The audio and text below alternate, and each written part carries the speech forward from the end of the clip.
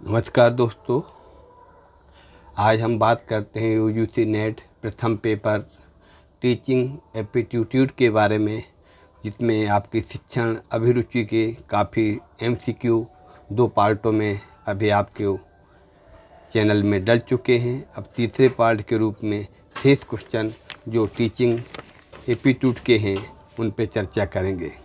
सबसे पहला क्वेश्चन है आपका इसमें, अधिगम का कौन सा सिद्धांत शिक्षण के मननात्मक स्तर का समर्थन करता है?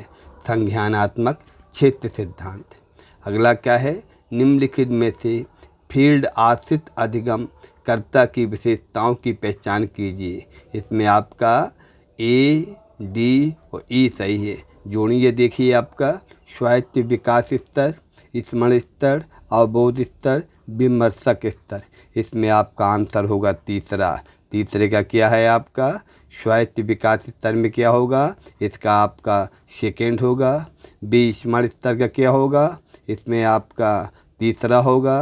अवबोध स्तर का है आपका इसमें चौथा, और विमर्शक स्तर का इसमें होगा आपका पहला वाला। चलिए देखते हैं अगला क्वेश्चन।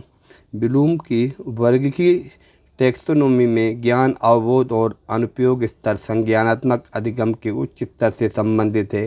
कथन दूसरा है, व्यवस्था और चैत्रीकरण भावात्मक परिणामों के उच्च स्तर से संबंधित है। इसमें पहला कथन गलत है किंतु दूसरा सही है। आगे देखते हैं, अभिकथन एक अभि और कारण है। कथन और कारण के रूप में है। पहला है, निर्माणात्मक आकलन प्रक्रिया है जो अधिगम से संबंधित है और उससे प्रेरणा और कार्य स्तरों को बढ़ाने में निर्देशित होती है। निर्माणात्मक आकलन का प्रयोग अधिगम परिणामों की गुणवत्ता में सुधार लाना है। इसमें आपका ए और आर दोनों सही है और व्याख्या भी सही है। आगे देखते हैं, शिक्षण के किस स्तर पर आलोचनात्मक चिंतन के उन्नयन को सर्वश्रेष्ठ समझा जाता है? विमर्शी चिंतन स्तर में। निम्नलिखित विशेषताओं में से कौन सा व्यवहार प्रभावी शिक्षक का प्रमुख गुण है?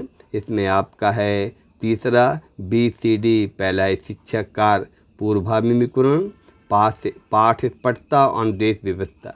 आगे जोड़ियाँ देखते हैं, निर्माणात्मक मूल्यांकन, संकलनात्मक मूल्यांकन, निकट संदर्भित मूल्यांकन और मानक संदर्भित मूल्यांकन।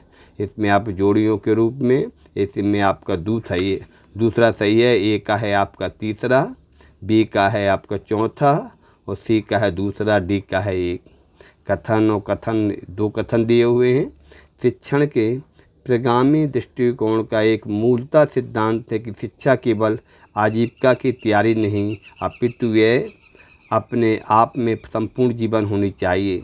शिक्षा के पुनर्निर्माणवादी विचारधारा के अनुसार नई सामाजिक व्यवस्था निश्चित रूप से प्रजातांत्रिक होनी चाहिए।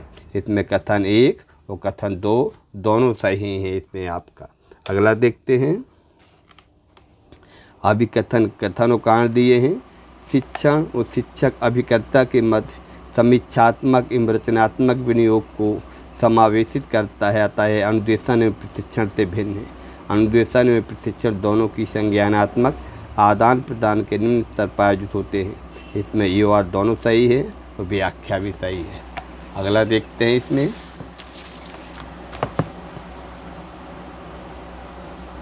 अगले के रूप में है, आकलन अध्यापन के किस स्तर में मुख्य जोर विचार और सूचना को ग्राह्य करने और उसके व्यवस्थित प्रस्तुतीकरण पर होता है? स्मृति स्तर। जोड़ियाँ देखेंगे आप, आमने सामने की अंतक्रियात्मक विधि, मुक्त और दूरवर्ती अधिगम विधि, शिक्षण की वैयक्तिक विधि, शिक्षण की ऑनलाइन विधि। इसमें आपका ए का क्या है, इसमें ए का है आपका चौथा और आपका बी का है तीसरा, सी का है दूसरा, डी का है एक। अभी कथन और कारण देखिए, शिक्षण में आधुनिक और ICT आधारित सहायता प्रणाली का निहित प्रयोजन अधिगम परिणामों को स्टेम बनाना है। कारण क्या है, किसी प्रभावी शिक्षण सहायता प्रणाली को अधिगम परिस्थितियों में सुधार के साथ संयुक्त किया जाना है। इसमें ए और आर दोनों सही है और व्याख्या भी सही है। कौन पॉडकास्टिंग से संबंधित नहीं है? माइक्रोसॉफ्ट एक्सेल नहीं है। ऑडियो, स्पॉटिफाई, माइक्रोफोन ये संबंधित है। क्रियाशील अधिगम के उदाहरणों की पहचान कीजिए। इसमें आपका एक सही है। ए, कक्षा के दौरान विद्यार्थी चर्चा विमर्श अथवा विचारावेश करते हैं। जॉन पियाजे द्वारा सुझाए गए संज्ञानात्मक विकास के चरणों के अनुसार आरंभिक काल निम्नलिखित कहा जाता है। संवेदी प्रेरक। इसमें 2 कथन दिए हुए हैं। एक मिश्रित पाठ्यक्रम, एक पारंपरिक अन्वेषण पाठ्यक्रम है। इसमें ऑनलाइन सामग्री अथवा सविराम ऑनलाइन चर्चा सम्मिलित की गई है। विकी ऐसे सहकारी उपकरण व वेबसाइट का प्रतिरूप नहीं है जहाँ समूहों में नियत प्रयोक्ता प्रकार सहकार से विषय वस्तु बना सकते हैं, जहाँ अध्यापक उनके कार्य की निगरानी कर सकते हैं। इसमें आपका पहला सही है, दूसरा गलत है। अगला क्वेश्चन देखेंगे। प्रत्युरूपण एक ऐसी प्रत्यक्ष अध्यापन गतिविधि है जिसमें विद्यार्थी सीखे जाने वाले व्यवहार की प्रदर्शन से नकल अथवा प्रेक्षण से उसका अनुमान लगा सकते हैं। प्रत्युरूपण हेतु सही अनुक्रम की पहचान कीजिए। इसमें आपका दूसरा सही है। 2 कथन दिए हुए हैं। 2 कथनों में आपका शैक्षणिक सूचनाओं के कूटानुवाद में मनोदशा फ्रेम एक अनौपचारिक कारक हो सकता है। शिक्षार्थी की सामाजिक पृष्ठभूमि की मनोदशा को भी प्रभावित करती है। इसमें दोनों सही है। व्यावहारिक विभिन्नताओं को समझने से एक अध्यापक को मदद मिलती है। इसमें आपका ए, बी, सी 3 सही हैं। पाठ्यक्रम सामग्री को डिजाइन करने में, प्रशिक्षण प्रोग्राम की योजना बनाने में, शिक्षण कार्य पद्धति के निर्माण में। शिक्षण के बोध स्तर के बारे में निम्नलिखित कौन सा सही है? अवधारणाओं को समझने के लिए शिक्षण। 24x7 घंटे आधारित शैक्षिक कार्यक्रमों को प्रसारित करने हेतु समर्पित DTH चैनलों का एक समूह है स्वयं प्रभा। कौन सी शिक्षार्थी केंद्रित पद्धति सहयोगी अधिगम? गैर औपचारिक शिक्षा परिवेश के बारे में क्या सही है? ये औपचारिक शैक्षिक संरचना के बाहर हो पाता है। ये पूर्व निर्धारित शैक्षिक उद्देश्यों को प्राप्त करने का विचार रखता है।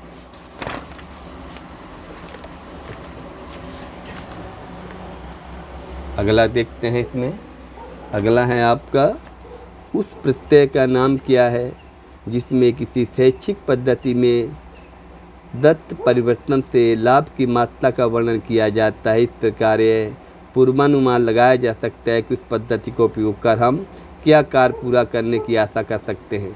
इसमें कार्याकार इफेक्ट साइज है। आगे देखते हैं। अनिर्देशात्मक साक्षात्कार प्रणाली में व्यक्तिगत विकास के चरणों का सही क्रम क्या है? इसमें आपका तीसरा है। सबसे पहले आएगा सी, संवेदना का निर्मोचन, फिर है आपका ए, अंतर्दृष्टि का विकास, फिर डी क्रिया, फिर बी है समाकलन, फिर ई है आपका नवीन अभिविन्यास। 2 कथन दिए हुए हैं जिसमें से आपका पहला कथन सही है, दूसरा कथन गलत है। जैसे छात्र छात्राएँ बड़े होते हैं, समुदाय, राज्य, राष्ट्रीय, अंतर्राष्ट्रीय स्तरों पर सामाजिक विषयों का अध्ययन उन्हें उपलब्ध कराया जा सकता है। इस प्रयोजन हेतु किस मॉडल को डिजाइन किया गया है? विधि शास्त्रीय परीक्षा। अगला देखते हैं। इसमें समूह अन्वेषण मॉडल के वाक्य विन्यास के चरणों का सही क्रम क्या है? इसमें आपका है तीसरा है CEAB। 2 कथन दिए हुए हैं जिसमें से पहला सही है, दूसरा वाला गलत है। द्वंद्व समाधान में 4 R दृष्टिकोण के कारक हैं। इसमें आपका दूसरा सही है। पियाजे जोड़ियाँ हैं। इसमें संवेदी परक, पूर्व संख्यात्मक, मूर्त संख्यात्मक, आकारिक संख्यात्मक। इसमें जोड़ियों के रूप में आपका दूसरा सही है। एक विद्यार्थी के गुणवत्ता निर्धारण के लिए मानदंडों को दर्शाने वाली चिन्हांकन सूची का निर्धारण क्या नाम है? रूब्रिक्स। उस मानसिक प्रक्रिया का नाम क्या है जो अभ्यांतरण ग्रहण अधिगमित की जाने वाली विषय वस्तु के प्रत्याहरण के द्वारा शिक्षार्थी की चिंतन विमर्श की सहायता करती है? अधिसंज्ञान। निम्नलिखित में से कौन सा निर्णय पास व्यक्तिगत गुणों से संबंधित? इसमें आपका है अति विश्वास, अवस्थित होना और संक्षिप्त मार्गानुसरण। 2 कथन दिए हैं। एक कथन है, एक कारण है। शिक्षकों से सकारात्मक प्रतिपुष्टि विद्यार्थी को अभिप्रेत करने के लिए अनिवार्य होती है। विद्यार्थियों की लगातार आलोचना उनके ज्ञान की इच्छा सकारात्मक परिणाम को महसूस कराने की सर्वोत्तम विधि है। ये सही है, आर गलत है। चलिए बात करते हैं। कथन 1 दिया है और कथन 2 दिया है। कथन 1 एक समग्र एवं बहुविषयक शिक्षा का उद्देश्य विद्यार्थियों के बौद्धिक, सौंदर्य, शास्त्रीय, सामाजिक, शारीरिक, मानसिक और नैतिक क्षमताओं का विकास है। इसके बाद है आपका 20वीं शताब्दी में व्यक्तियों को सफल होने के लिए केवल बौद्धिक क्षमताओं की आवश्यकता होती है। पहला कथन सही है, दूसरा गलत है। निम्नलिखित शिक्षण का कौन सा स्तर उच्चतम संज्ञानात्मक स्तर पर विचारों की आलोचनात्मक पृथक्करण पर बल देता है? विमर्शी चिंतन स्तर है। इसमें देखिएगा कौन सी संज्ञानात्मक, भावात्मक और मन स्थलात्मक अधिगम के क्षेत्र में उच्चतम वर्गीकृत श्रेणियाँ हैं? मूल्यांकन, अभिलक्षण, सहजीकरण। चलिए ये देखिए जोड़ियाँ हैं इसमें। विद्यार्थियों के योगदान के विचारों का उपयोग, नियमीकरण, जांच पड़ताल, अध्यापक प्रभाव। इसमें आपका पहला वाला सही है, ए का चौथा, बी का 3, सी का 2, डी का आपका 1। इसमें आपका नीचे से ऊपर जाना है। आपको 2 कथन दिए हुए हैं।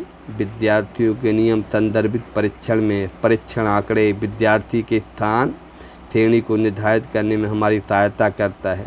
संदर्भित परीक्षण में परीक्षण आंकड़े एक छात्र की निपुणता के स्तर को बताते हैं। पहला सही है, दोनों सही है। इसमें ये कथनों कांड दिए हैं, ये दोनों सत्य में, व्याख्या भी सही है। क्या है पहला अभिकथन?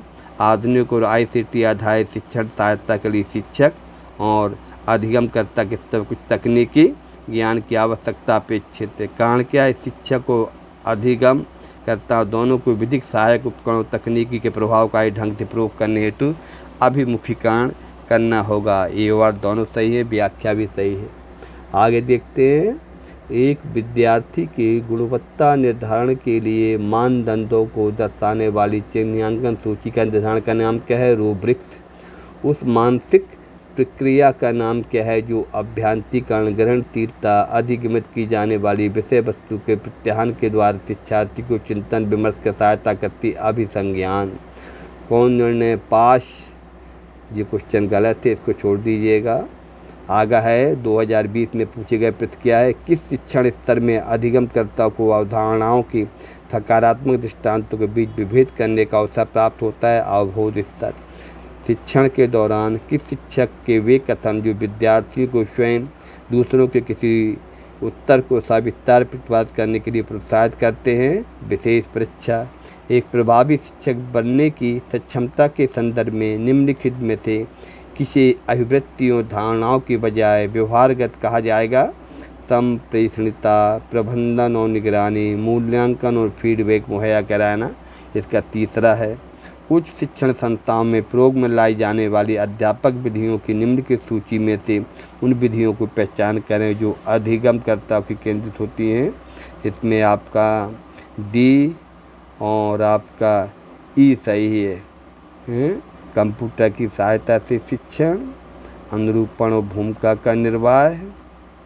कौन सा सही है? इसमें आपका दूसरा वाला सही है, 4 मतलब 5, डी और ई। 1 2 3 4 5, 4 और 5 डी और ई सही है इसमें आपका।